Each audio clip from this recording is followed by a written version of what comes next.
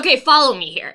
Have you ever thought, this person didn't cry at the appropriate time, so I'm just gonna curse them for an eternity?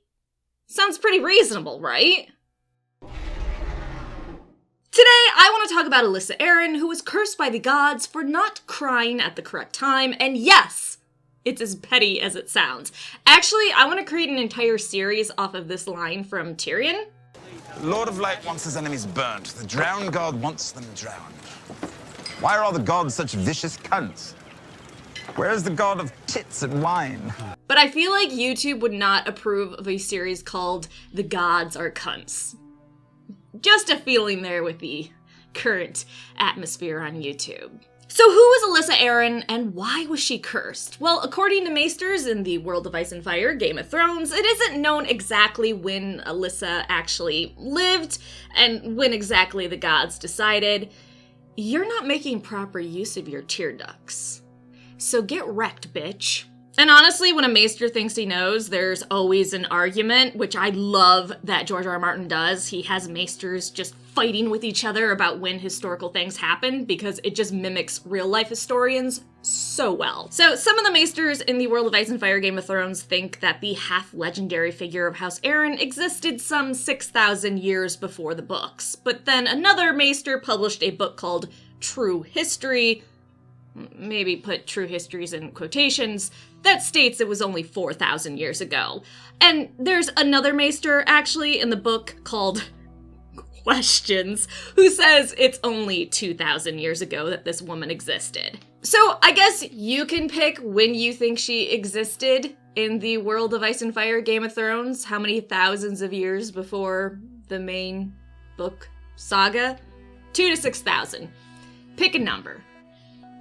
Anywhere in between there. Okay, so why was this woman not crying such a big deal to the gods? Well, at some point, 2,000 to 6,000 years before the books, Alyssa saw her husband, her brothers, and her sons all massacred, and she didn't shed a single tear in response. Now, in her defense,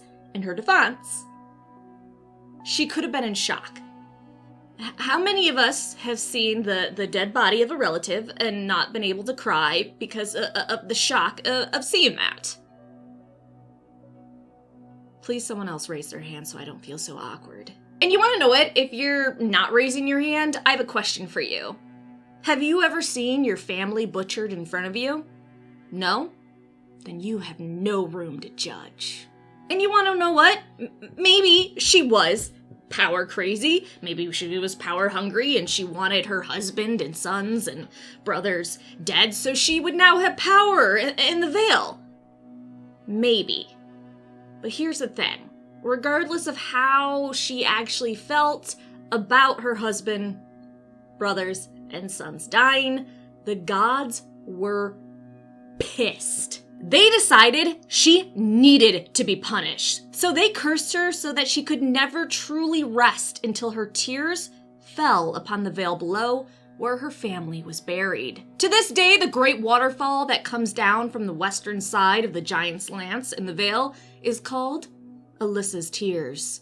The water, or tears, fall from such a great height that it turns to mist, and the wind displaces it before it ever touches the ground or vale below. So, you could actually take that in multiple ways, which I'm now going to list. If the curse is real, I know, maybe her spirit is forever in the water, always trying to reach the ground so she can be free and go to the afterlife. Or maybe it was a joke by the gods. We have you in purgatory, and if your tears, the waterfall, ever hits the vale below, we'll release you. But she never gets released.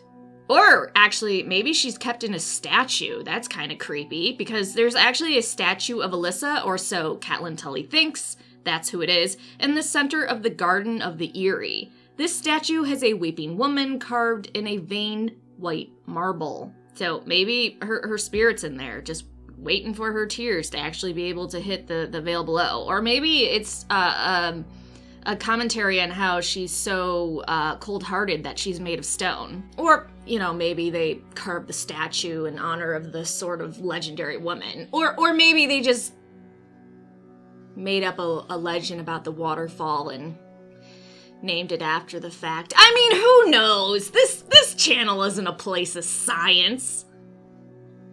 I say, as my soul is torn. But you want to know what?